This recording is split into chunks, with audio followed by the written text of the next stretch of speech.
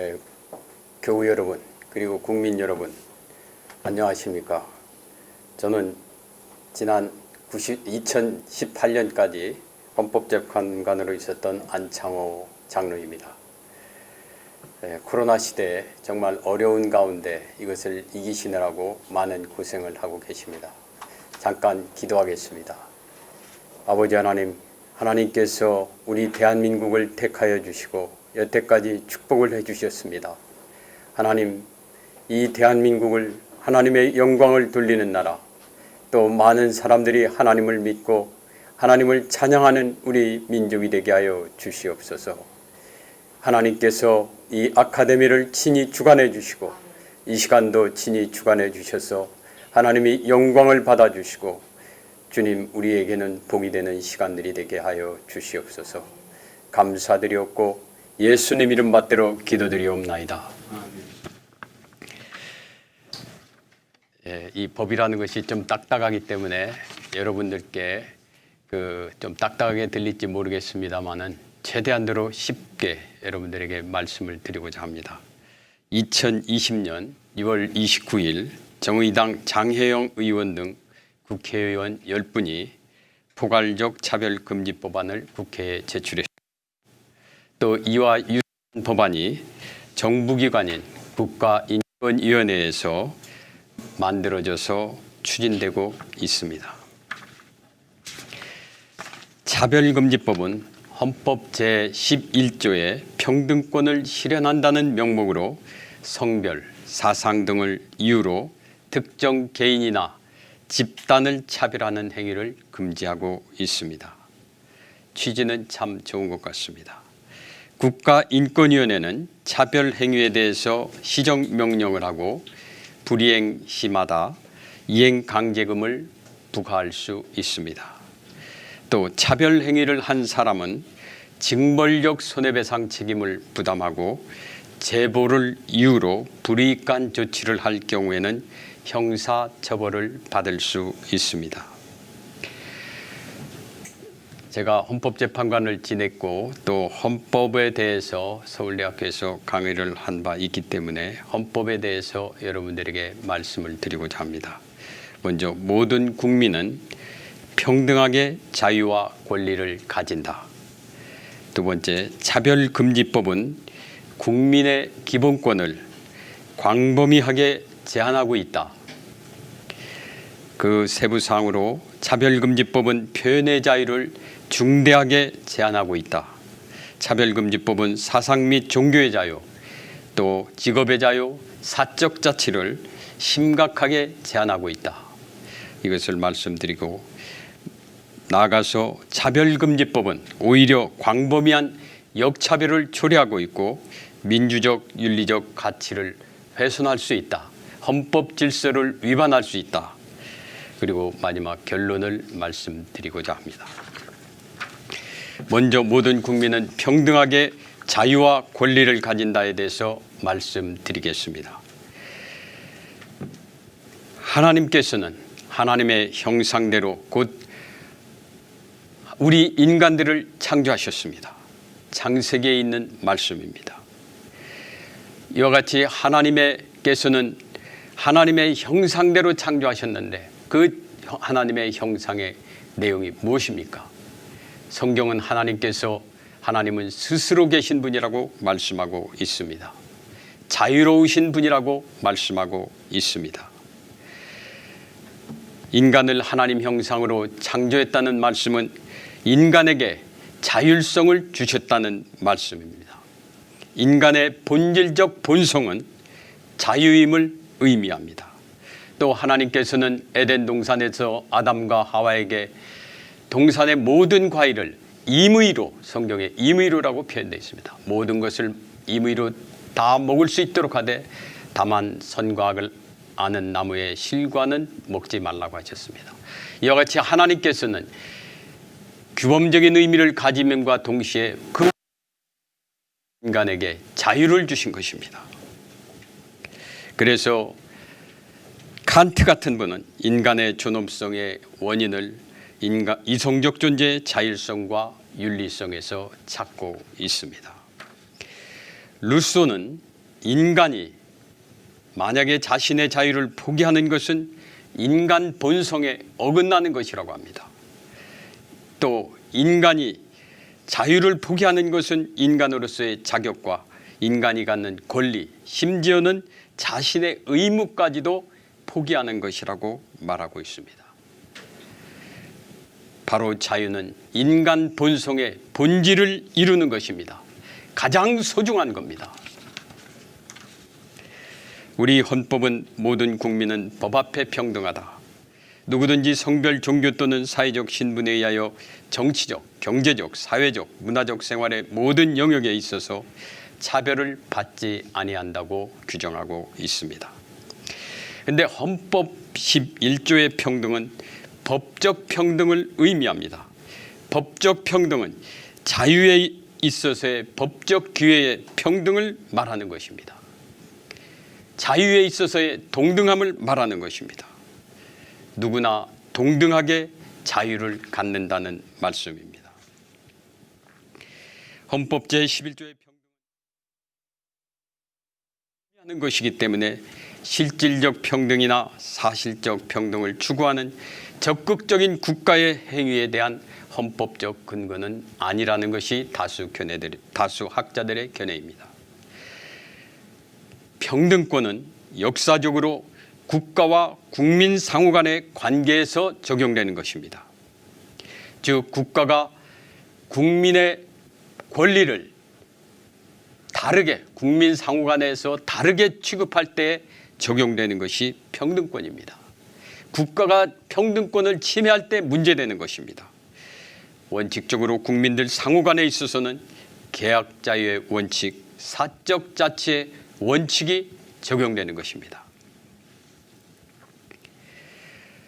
모든 국민은 동등하게 자유와 권리를 갖습니다. 국민의 자유와 권리는 타인의 자유를 침해할 수가 없는 것입니다.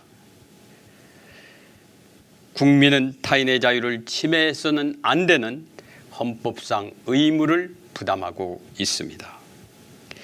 존 로크는 인간은 모두 평등하고 독립된 존재이므로 어느 누구도 타인의 생명, 신체, 자유, 재산의 위해를 가해서는 안 된다는 것입니다.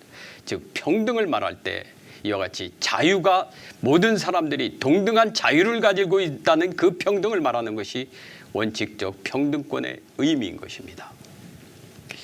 헌법은 헌법규범 사이의 위계 질서를 정하지 않습니다.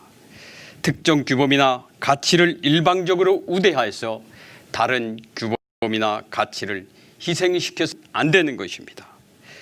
평등을 이유로 인간 본성에서 유래되는 그 개인의 자유를 하나님께서 주신 그 자유를 함부로 제약해서는 안 되는 것입니다.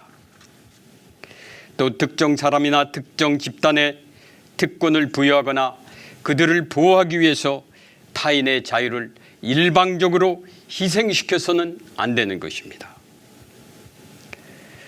기본권이 충돌하는 경우에 각 기본권의 기능과 효력은 최대한 발휘될 수 있도록 조화로운 방안이 모색되어야 합니다. 헌법재판소의 결정이고 이거는 당연한 합리적인 논리라 할 수 있겠습니다. 특정한 상황에서 기본권들이 충돌할 경우에 있어서는 과연 어떤 기본권이 충돌하느냐, 또 기본권이 어떤 방법과 어떤 강도로 침해되느냐, 또 충돌하는 기본권이 인간의 존엄성 그리고 민주주의의 가치의 실현에 있어서 가지는 의미와 중요성 등이 고려돼서 개별적 구체적 방안들이 강구되는 것입니다. 물론 이 기본권의 충돌은 주로 자유권에 있어서의 충돌을 말하지만은 굳이 자유권과 평등권이 충돌하는 경우에도 이 원리가 적용되지 않는다 말할 수는 없는 것입니다. 여하튼 포괄적으로 평등을 이유로 해갖고서 자유권을 함부로 제약해서는 안 되는 것입니다. 사적 자유 영역을 평등의 잣대로 한계 짓는 것은 인간 존엄성의 실현과 그리고 사적 자체의 근간을 훼손시킬 수 있습니다. 이에 대해서는 포괄적으로 접근해야 될 것이 아니라 개별적 구체적으로 신중하고 세밀하게 접근되어야 되는 사안인 것입니다. 다음, 차별금지법은 국민의 기본권, 자유를 광범위하게 제한할 수 있습니다. 창조하시고 동성애를 가증하다고 말씀하셨습니다. 창세기서에는 하나님께서는 남자와 여자를 창조하시고 또 하나님이 그들에게 복을 주시며 그들에게 이르시되 생육하고 번성하여 땅에 충만하라고 말씀하셨습니다. 또 레위기서에는 너는 여자와 교합함 같이 남자와 교합하지 말라. 가증한 일이니라. 너는 짐승과 교합하여 자기를 더럽히지 말며 여자된 자는 짐승 앞에 서서 그것과 교접하지 말라. 이는 문란한 일이라고 말씀하고 있습니다. 성경 시에도 이미 이와 같이 동성애와 수간 이런 것들이 문제된 것을 우리가 알 수 있게 됩니다. 또 신약에 와서 성경은 동성애를 순리가 아니라 영리라고 말씀하고 있습니다. 또 남색하는 사람은 하나님의 나라를 유업으로 받지 못한다고 말씀하고 계십니다. 그런데 차별금지법은 이렇게 말하고 있습니다. 차별금지법은 성별, 성적 지향, 성별 정체성, 가족 또는 가구의 형태와 상황, 종교, 정치적 의견 등을 이유로 공적 사적 영역에서 개인이나 집단을 차별하는 행위를 금지하고 있습니다. 위에서 말하는 가족 및 가구의 형태와 상황은 동성애에서 더 나아가서 향후에 동성가족을 염두에 둔 개념이라고 생각됩니다. 차별금지법은 성별에 대해서 아까 우리 조 대표님께서 말씀하셨습니다마는 남성, 여성, 그 외에 분류할 수 없는 성을 말한다고 규정하고 있습니다. 성은 생물학적인 성이 아니라 사회적 성, 젠더를 말하고 있습니다.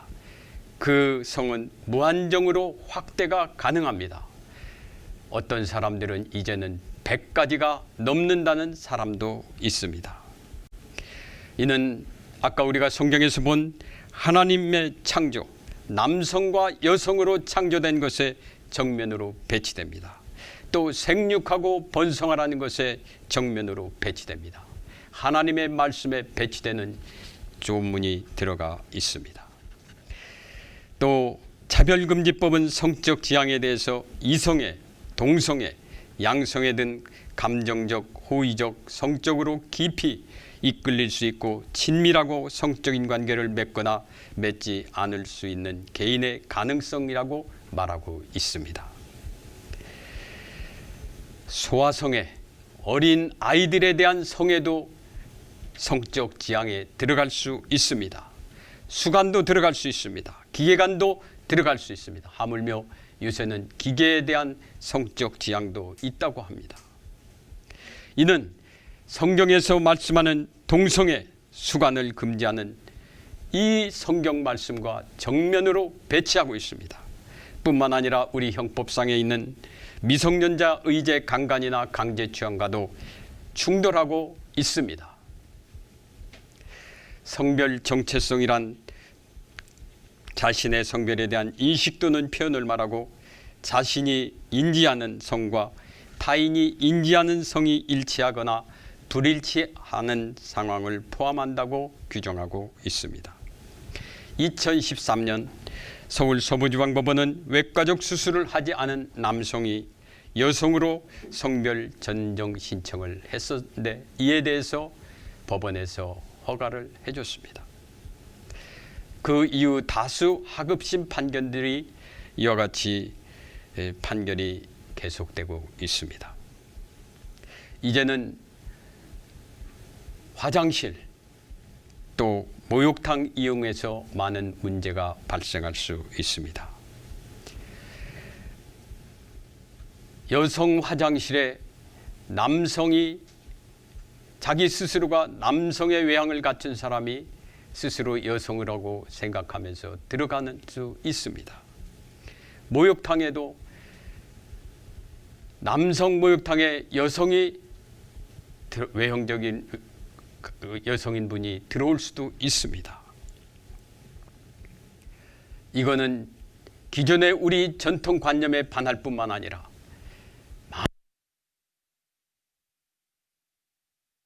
인권을 침해를 유발할 수도 있습니다. 더 나아가서 범죄에 이용될 수도 있습니다. 강간이나 강제추행과 같은 그 원인이 될 수도 있습니다. 차별금지법은 주관적이고 개인적이며 불명확하고 추상적인 개념을 사용해서 규제를 하고 있습니다. 방금 말씀드린 바와 같이 차별금지법의 대상은 성별, 성적 지향, 성별 정체성 개념은 객관적인 신체 구조에 기반해 성을 정의하는 것이 아니라 젠더 이데올로기에 따라서 개인적이고 주관적인 인식에 근거해서 성을 규정하고 있습니다. 차별 행위에는 성적 굴욕감 또는 혐오감을 느끼게 하는 성적 언동 등에 의해 피해를 유발하는 환경을 조성하거나 적대적 모욕적 환경을 조성하는 행위가 포함됩니다. 지극히 주관적이고 개인적인 개념들입니다. 또 이런 개념들은 차별금지법의 도입과 함께 국민의 법 감정의 변화를 야기시켜서 더욱더 확대될 수 있습니다. 차별금지법에 의한 제재는 엄중하고 그 적용 영역이 굉장히 광범위합니다. 신문방송의 제작 공급 이용, 인터넷 소셜미디어 전기통신의 제작 및 이용, 또 재화, 용역시설 등의 공급 이용 등에서 차별행위를 한 사람은 차별금지법에 의해서 3천만 원까지 이행강제금이 부과됩니다. 한 번만 부과되는 것이 아니라 그 이행 시까지 계속해서 반복적으로 부과될 수 있습니다. 또 손해액과 그 손해액의 2배 내지 5배의 징벌적 배상금을 부담하게 하고 있습니다. 그런데 법에는 여기에 또 500만 원 이상이라고 했기 때문에 미니멈이 500만 원입니다. 단순히 벌금 몇십만 원, 몇백만 원 받는 것과는 비교할 수 없을 정도로 엄청나게 큰 부담을 지우고 있습니다. 차별행위에 의해 제보자에 대한 불이익한 조치를 한 경우에는 형사처벌될 수 있습니다.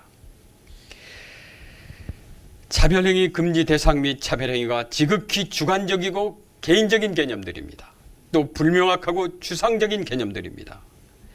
또 차별 영역이 고용이나 교육, 재활용역 시설 등의 공급이나 이용 등에 있어서 우리 일상생활에 굉장히 많은 영역에서 적용되고 있습니다. 이런 불명확하고 또 추상적인 개념으로 또 지극히 주관적이고 개인적인 개념으로 국민의 기본권을 광범위하게 제한하고 있는 것입니다. 좀 더 구체적으로 들어가서 살펴보도록 하겠습니다. 차별금지법은 표현의 자유를 중대하게 제한하고 있습니다. 잠언에는 의인을 벌하는 것과 정직하다고 때리는 것은 선하지 못하다고 말씀하고 있습니다. 정직하다는 것은 사실을 사실대로 말하는 것인데 이것을 잘못이라 제재하는 것은 선하지 못하다는 말씀입니다. 표현의 자유는 개인이 인간으로서의 존엄과 가치를 유지하고 행복을 추구하며 국민 주권을 실현하는 데 있어서 필수 불가결한 자유라고 헌법재판소는 보고 있습니다. 그래서 오늘날 민주국가에서 국민이 갖는 가장 중요한 기본권의 하나로 인식되고 있다고 헌법재판소는 결정한 바 있습니다. 자유론을 쓴 존 스튜어트 밀은 다음과 같이 말하고 있습니다. 가령 한 사람만을 제외한 모든 인류가 같은 의견을 가지고 있으며 그 한 사람만이 반대 의견을 가지고 있다고 해서 인류가 그 한 사람을 침묵시키게 할 수 없다. 이것은 한 사람이 권력을 가지고 있어서 인류를 침묵해 하는 것이 정당화될 수 없는 것과 같다고 말하고 있습니다. 그는 또 이렇게 얘기하고 있습니다. 어떤 의견 표명을 억누르는 데서 발생하는 특유한 해악은 현 세대뿐 아니라 후세대의 사람들로부터, 또 그 의견을 지지하는 사람은 물론이고 반대하는 사람들로부터 인간적 특성을 강탈해 간다는 점에 있다.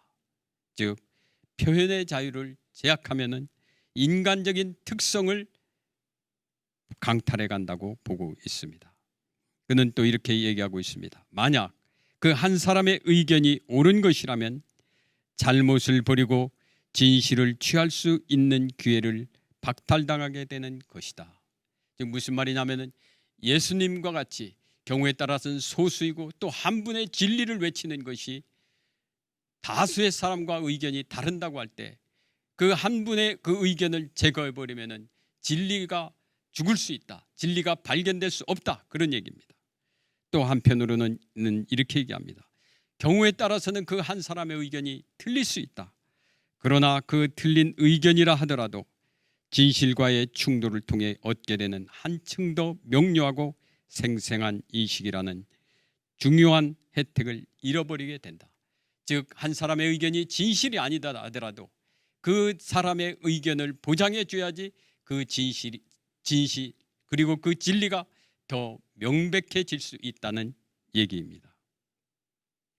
탁월한 지혜의 말입니다. 차별금지법은 재화, 용역, 시설 등의 공급이나 이용 등에서 성적 언동으로 상대방에게 피해를 주거나 피해를 유발하는 환경을 조성하는 행위를 차별행위로 규정하고 있습니다. 소위 말하는 성희롱과 같은 것이 여기에 해당한다 할 것입니다. 또 차별금지법은 성별 등을 이유로 적대적, 모욕적 환경을 조성하는 등 신체적, 정신적 고통을 주어 인간의 존엄성을 침해하는 행위를 차별행위로 보고 있습니다. 예수님께서는 말씀하셨습니다. 나는 길이요 진리요 생명이요 나로 말미암지 않고는 아버지께로 갈 자가 없느니라고 말씀하셨습니다. 우리는 이를 믿습니다. 그렇기 때문에 우리는 예수님을 믿어야 천국에 갈 수 있고 다른 종교를 믿거나 예수를 믿지 않으면 천국에 갈 수 없고 지옥에 간다고 우리는 믿고 있습니다. 타 종교에서는 이를 적대적 환경을 조성하는 거다. 또 모욕적 환경을 조성하는 거다 하면서 차별행위라고 주장할 수 있습니다. 또 차별금지법은 합리적 이유 없이 성별 등을 이유로 특정 개인이나 집단에 대한 분리, 구별, 제한, 배제, 거부 등 불리한 대우를 표시하거나 조장하는 광고행위를 차별행위로 규정하고 있습니다. 상대방으로 하여금 성적 굴욕감 또는 혐오감을 느끼게 하는 성적 언동, 성별, 사상 등에 대한 객관적 사실에 근거한 비판도 차별행위가 될 수 있습니다. 동성애는 에이즈와 상관관계가 깊다. 또 동성애는 학문 질병과 상관관계가 깊다는 사실에 근거한 비판도 제재 대상이 될 수 있습니다. 동성애는 죄악이다. 주체 사상은 세습 독재를 정당화하는 이론이라는 종교적 사상적 신념의 표명도 차별행위가 될 수 있습니다. 기타 정책 제한 등도 상대방에게 피해를 유발하거나 적대적 모욕적 환경을 조성하는 행위로서 차별행위가 될 수 있습니다. 표현의 자유는 개인의 인격 발현과 민주주의 실현의 불가결한 자유입니다. 그렇기 때문에 표현의 자유의 제한은 엄격한 요건 하에서만 가능한 것입니다. 표현의 내용에 대한 규제는 중대한 공익 실현을 위한 경우에 하나입니다. 또 불가피한 경우에만 표현의 자유가 가능합니다. 또 엄격한 요건 하에서만 허용될 수 있는 것입니다. 더욱이 민주사회는 사상의 자유시장에서 사상의 자유 경쟁을 통해서 진실을 발견하고 합리적 결론을 도출하는 사회입니다. 특정 영역에서 긍정적 평가는 허용하고 부정적 평가는 통제하는 행위, 특정 관점의 표현만을 허용하고 다른 표현을 규제하거나 차별하는 것은 허용되지를 않습니다. 이거는 표현의 자유와 본질적 내용을 이루는 것이기 때문인 것입니다. 그런데 차별금지법은 평등실현이라는 명목으로 특정 사상이나 견해 등에 대해서 긍정적 평가만 허용하고 부정적 평가는 포괄적으로 규제하고 있습니다. 부정적 평가는 지극히 주관적 성격을 가지는 것입니다. 또 적대적 모욕적 환경을 조성하는 것이 될 수 있는데 이는 자의적이 될 수 있다는 것을 말하는 것입니다. 특히 요사이 많이 듣는 피해자 중심주의라는 개념이 들어오면 더더욱이 자의적인 개념이 될 우려가 크다 하겠습니다. 차별금지법은 표현의 자유를 심각하게 제약하고 있습니다. 차별금지법에 의해 이미 살펴본 바와 같이 혐오 표현 등은 이행강제금이 부과되고 징벌적 배상금을 부담하게 됩니다.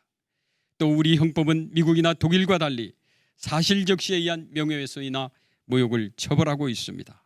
혐오 표현 등은 명예훼손이나 모욕으로 형사처벌될 수 있습니다.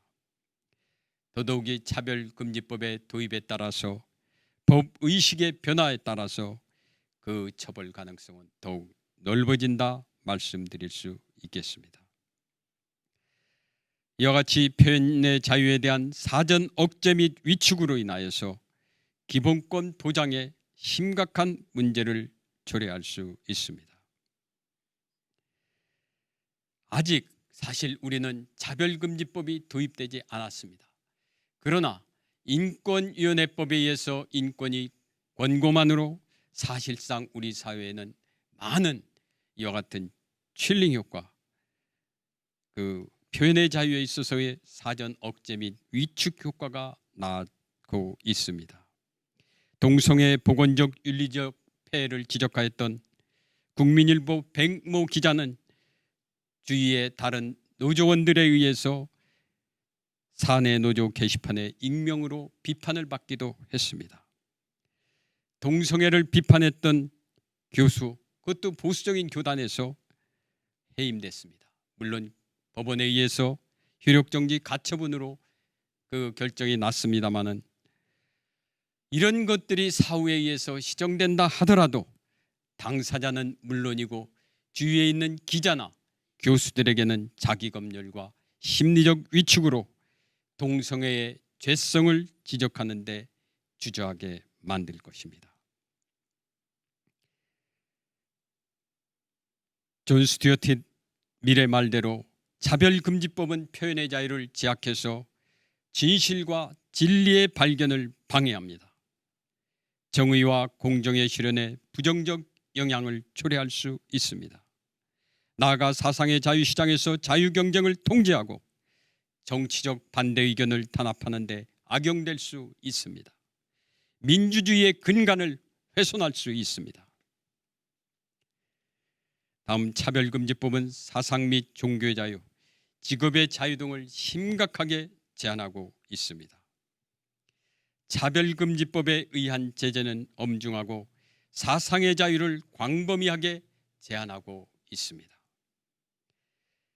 방송, 신문 등 언론, 소셜미디어, 인터넷 또는 광장 등 공적 시설에서 북한의 김일성의 세수방조를 정당화하는 주체 사상에 대해서 부정적 비판을 제대로 이제 할 수 없게 됩니다. 여러분, 주체 사상은 많은 미사여구를 쓰고 있지만은 그 실질은 김일성 일가의 세습 독재를 정당화하는 이론입니다. 북한이라는 사회적 생명체에서 김일성, 김정일, 김정과 같은 백두혈통이나 수령에 의는 뇌가 되고 주민은 손과 발이라고 합니다. 내가 시키는 대로 손과 발이 움직이는 것처럼 백두혈통 또는 수령이 지시하는 대로 주민은 무조건 따라야 된다는 것이 주체사상의 본질입니다.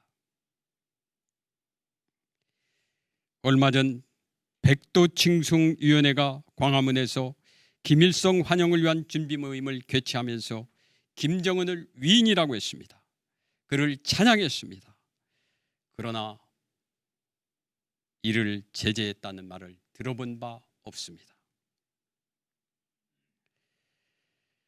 김정은이 어떤 사람입니까? 고모부와 이복형을 죽이고 살해했습니다.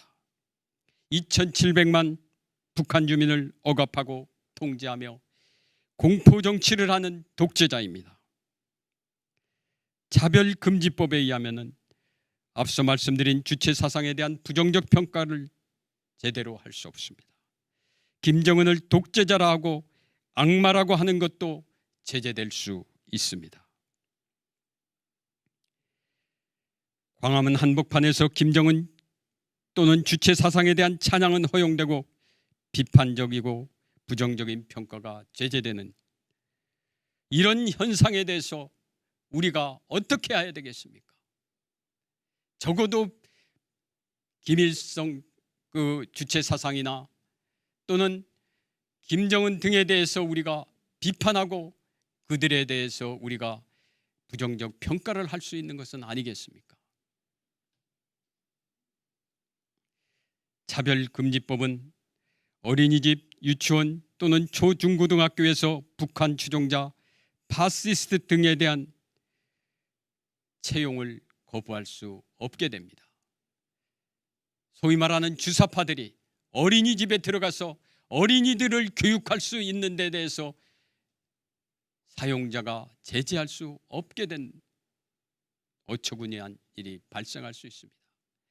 독일과 같은 나라에서는 사전에 어린이집, 유치원 또는 초등학교 이런 데에서는 어떤 특정한 사상을 가진 사람들은 교육자가 될 수 없습니다. 우리는 이미 특정 집단들이 우리 어린이들을 교육하고 있기 때문에 많은 문제가 발생하고 있습니다. 주체 사상 등에 대한 비판적 교육이 제한되며 성적 지향 등의 보건적 의료력 유해성에 대해서도 객관적 사실에 근거해서 교육할 수 없습니다.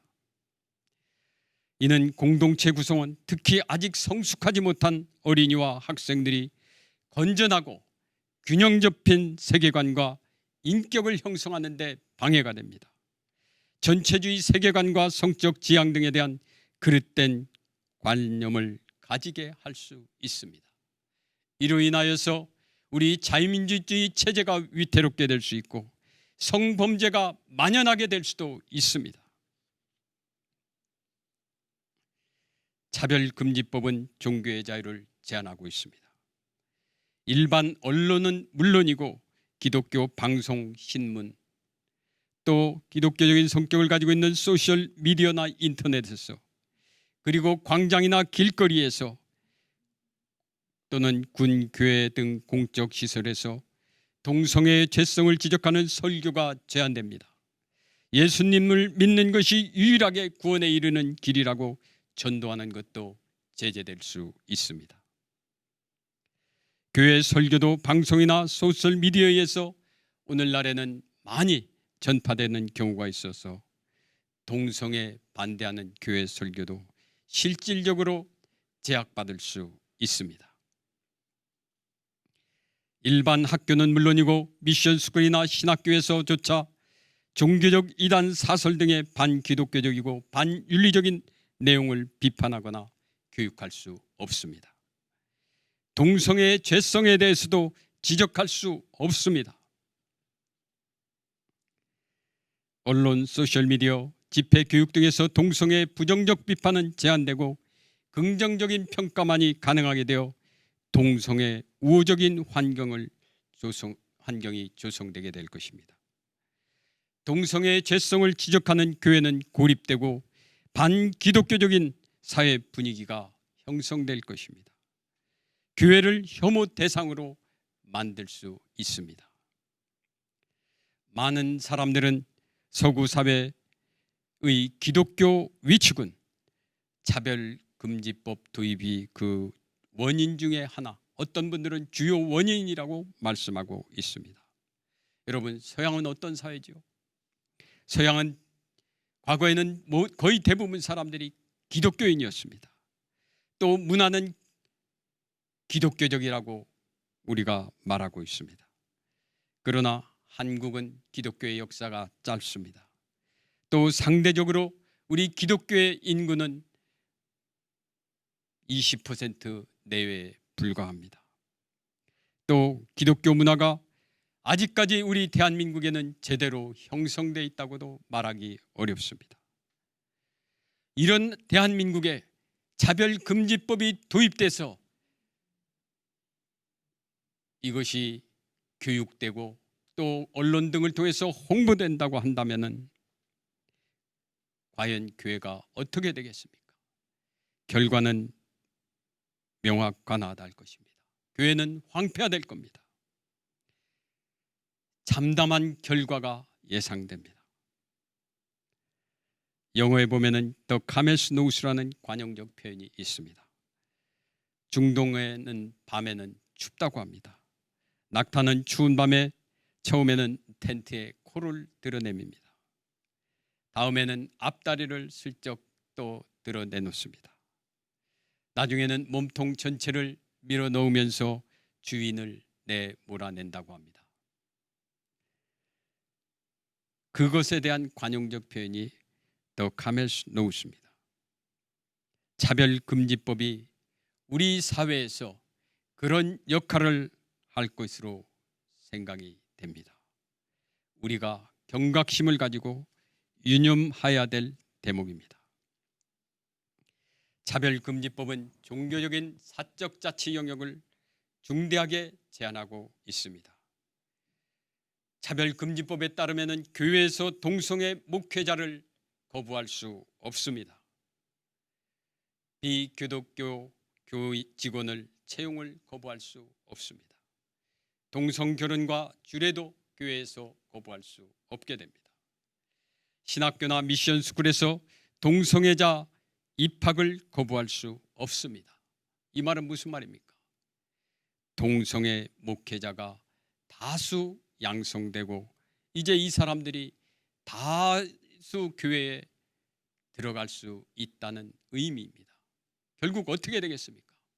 성경이, 하나님의 말씀이 무시되는 설교가 이제 이루어질 수 있다는 그런 얘기가 됩니다. 사실 우리나라의 사회복지는 우리 크리스찬들이 여태까지 주도해 왔습니다. 지금도 국가가 많은 사회복지를 하지만은 아직까지도 법인 형태를 갖추지 못한 많은 곳에서 우리 크리스찬들에 의해서 사회복지 여러 가지가 이루어지고 있습니다. 이런 사회복지 시설 등 각종 기관에서 교사나 직원을 채용할 때나 시설을 관리하면서 다른 종교를 이유로 거부할 수 없게 됩니다. 무신론자 또 이슬람 이런 사람들이 들어와서 채용을 원할 때 이를 거절하면은 제재를 받게 되어 있습니다. 요새 여러분들 많은 교회가 신천지 때문에 몸살을 앓고 있지 않습니까? 그 가장 큰 이유 중에 하나가 뭐지요? 신천지가 자기 자신들의 것을 가리면서 은밀하게 교회에 침투해서 교회를 망가뜨리고 있습니다. 이제는 차별금지법이 들어오면은 기독교 정신으로 운영되는 여러 가지 시설과 기관들이 그렇지 않은 사람의 은밀한 목적에 의해서 그 정신이 훼손되고 그곳에서 나타나는 사랑의 표현들, 기독교적인 정신이 훼손될 수 있는 것인데 이를 막을 방법이 없게 되는 것입니다. 물건을 판매하거나 서비스를 제공하는 사람들과 시설물 관리자도 동성애나 특정 사상 등을 이유로 그 제공이나 이용을 거절할 수 없습니다.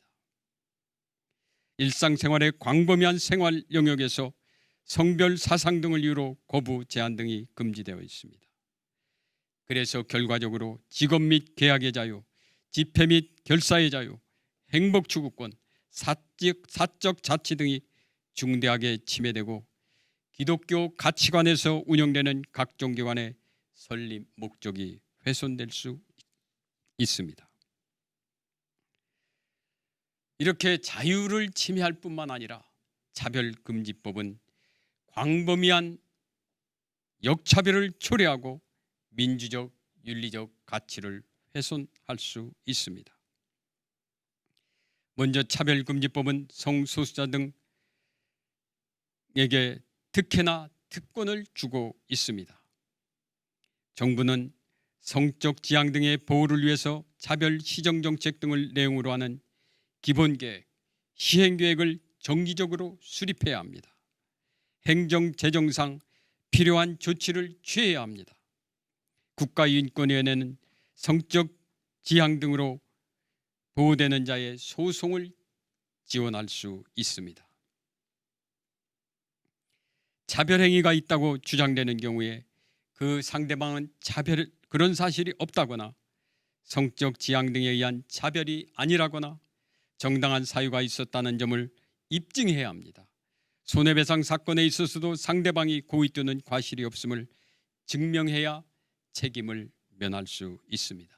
이것이 법률 용어로는 입증 책임의 전환이라고 하는데, 통상의 경우에 있어서 손해배상 사건은 피해자가 상대방의 가해행위라든지 피해 유무라든지 정도, 인과관계 등을 입증해야 합니다.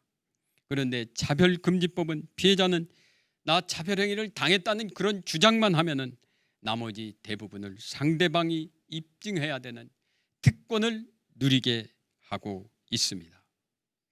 또 외견상 성별 등과 관련해서 중립적인 기준을 적용했으나, 이게 무슨 말이냐면 자기는 전혀 차별의 의사가 없다 하더라도 그에 따라서 특정한 집단이나 개인에게 불리한 결과가 초래된 경우, 차별이 발생한 경우에는 차별행위라고 말하고 있습니다. 결과 책임을 묻는 것입니다.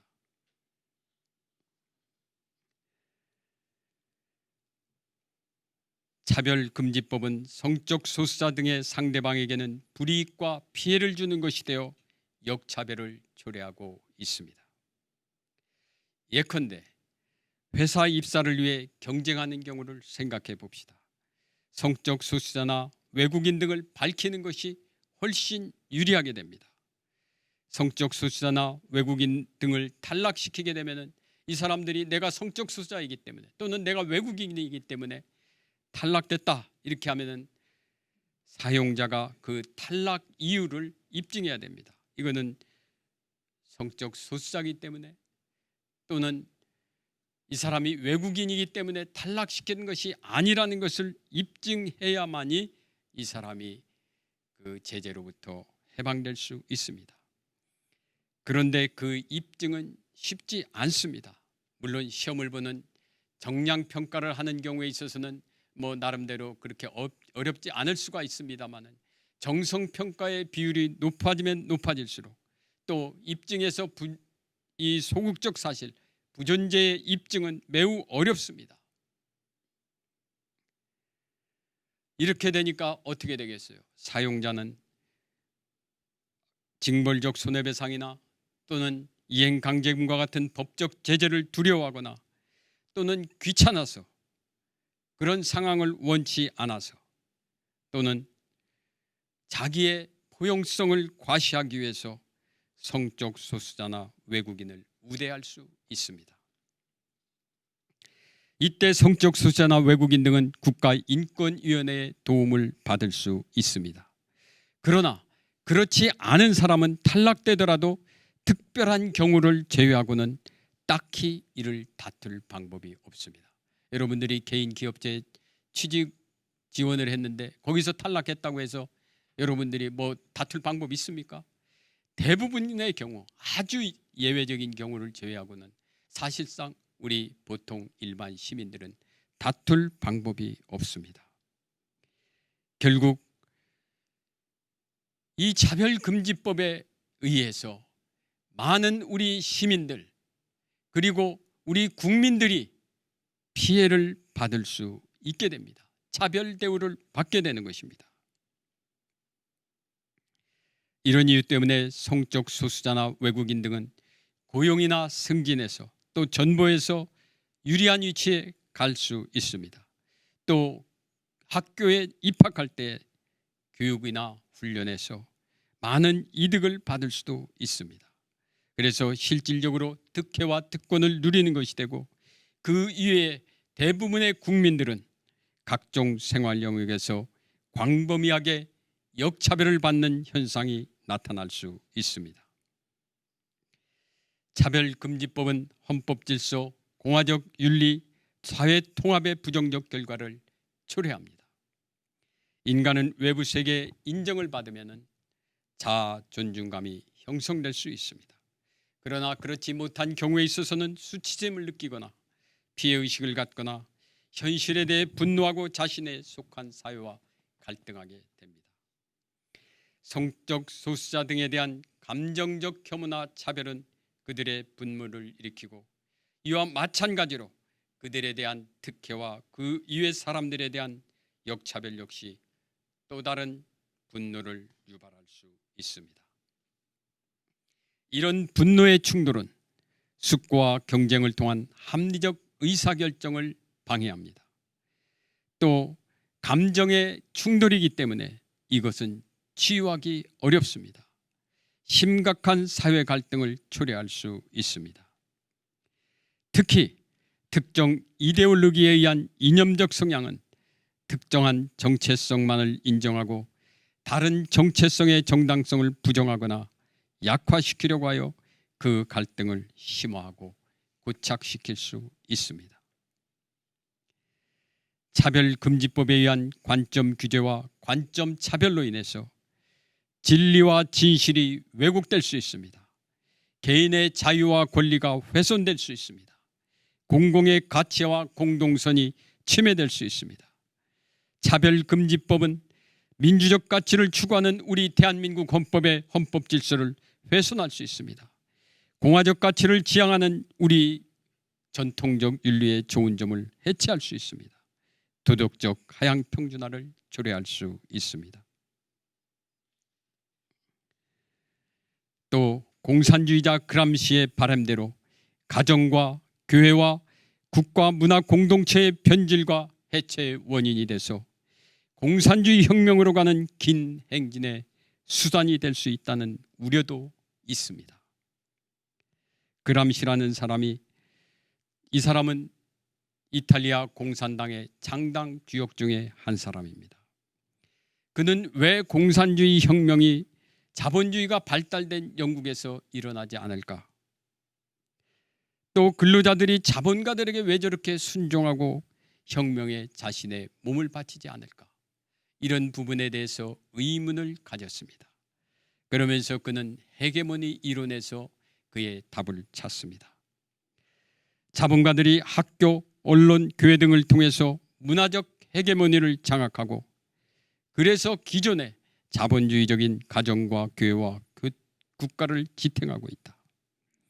이렇게 본 것입니다. 그는 서구 사회는 2000년 동안 기독교적인 가치에 지배되어 있기 때문에 기독교적인 가치의 뿌리를 자르야지 공산주의 혁명이 완성될 수 있다고 말하고 있습니다. 그 과정에서 성해방도 말이 되고 있습니다. 프란시스 후쿠야마 교수는 이런 얘기를 하고 있습니다.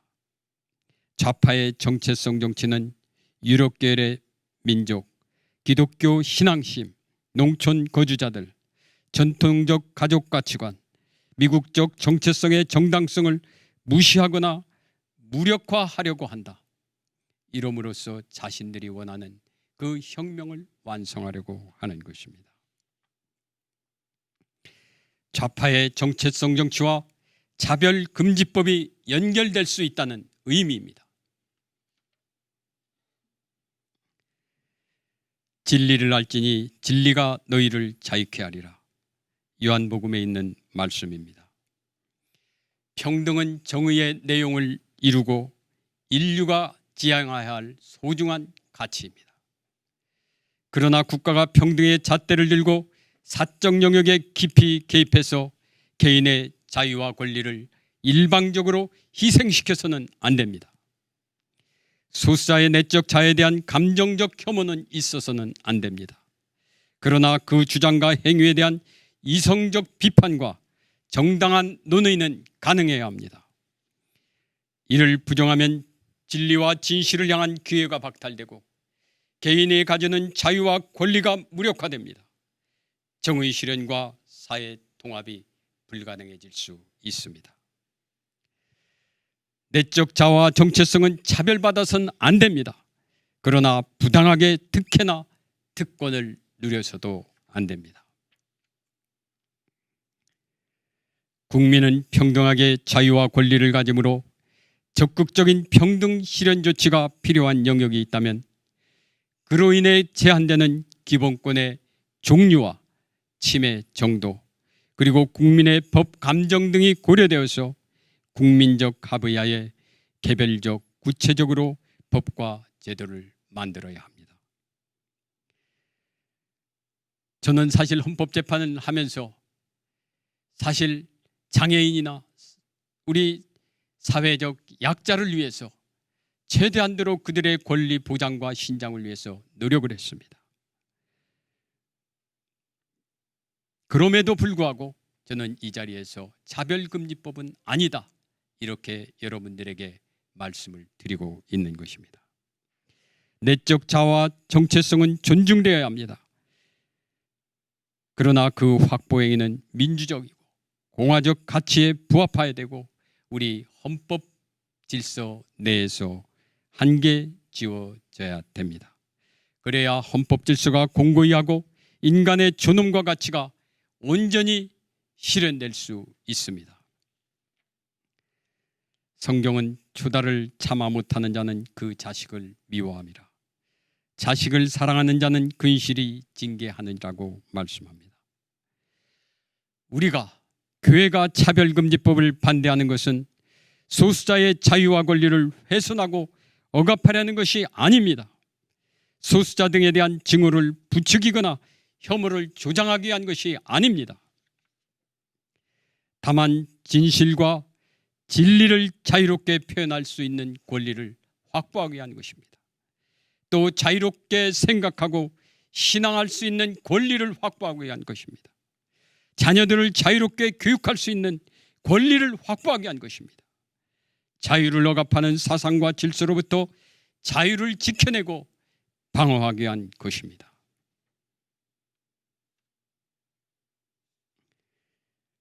얼마 전 동성애자가 항문 질병으로 인해서 고통당하는 얘기를 듣고 너무나 가슴이 아팠습니다. 동성애로 인한 여러 가지 폐해에 대해서 말할 수 없다고 한다면 그 폐해는 오로지 우리 국민에게, 자라나는 어린이들에게, 학생들에게 그 피해가 나타나게 됩니다. 안타깝지 않습니까? 우리가 그것을 방치해야 됩니까? 그건 아니라고 생각합니다. 자식들이 잘못된 길을 가려고 할 때 부모가 그들을 사랑하는 마음으로 훈계하는 것과 같이 공동체와 공동체 구성원 모두가 진리의 길, 생명의 길을 함께하기를 바라는 선한 마음, 사랑하는 마음에서 이 말씀을 드리는 것입니다. 잠깐 기도하겠습니다. 아버지 하나님, 우리 대한민국 하나님께서 세워주신 나라입니다. 아버지 하나님, 저희들을 불쌍히 여겨 주시옵소서. 저희들에게 자비를 베풀어 주시옵소서.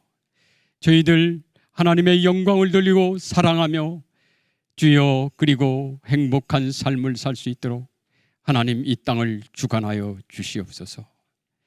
지금도 살아서 역사하시는 우리 구주 예수 그리스도의 이름 받들어 기도드리옵나이다.